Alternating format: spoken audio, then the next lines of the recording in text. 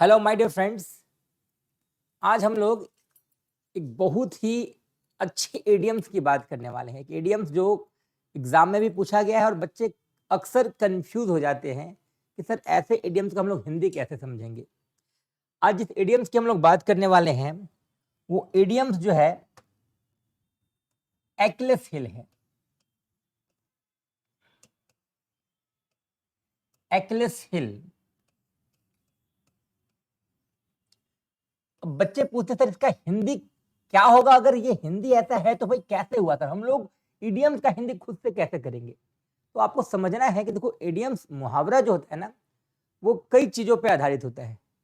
कुछ इडियम्स जो है वो क्रिएचर के ऊपर बनता है ना, like crab mentality, white elephant, dark horse, है ना, स्नेक अंडर द ग्रास और ब्लैक डॉग, है ना।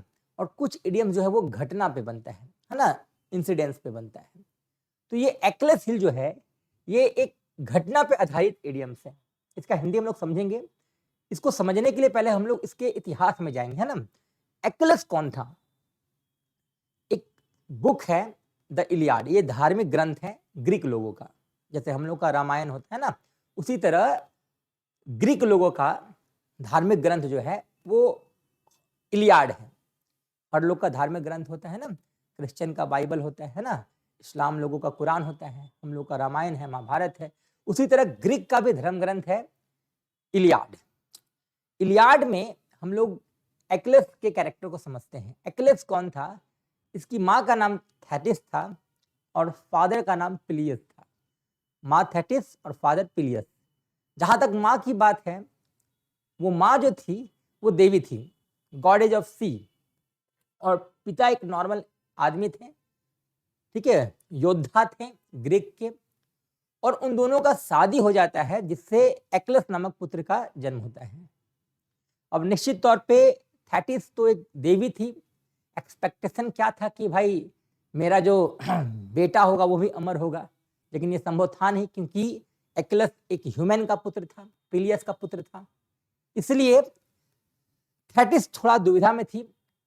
उन्होंने भगवान अपोलो का पूजा किया और बोला कि मुझे अपने बच्चे को अमर करना है। उन्होंने बोला ये तो संभव है नहीं। तो अब उन्होंने एक वरदान दिया कि भाई आपको जाना है और एक्लेस के बॉडी को एक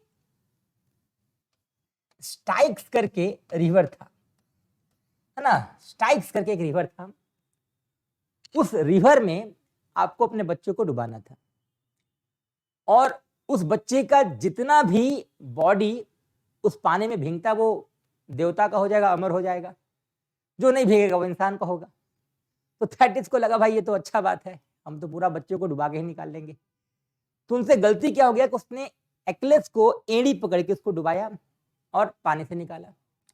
जब घर ले जाके देखी तो देखो उसका पूरा बॉडी भींग चुका था, सिवाय उसका हील जो है वो भींगा नहीं था।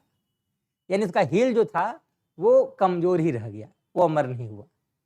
तो एक्लेस हिल जो है इसका मीनिंग होता है किसी भी इंसान की कमजोरी, किसी भी इंसान की कमजोरी, है ना। तो एक्लेस हिल ऐसे इडियम्स को आपको समझने के लिए आपको घटना पे जाना पड़ेगा, तब जाके ये आपके दिमाग में बैठेगा। एक्लेस एक ऐसा योद्धा था जिसका पूरा बॉडी जो था वो समझ लो वज्र का था, तीर धनुष तलवार कोई असर नहीं करने वाला है, उसका बस हिल ही जो था वो कमजोर था।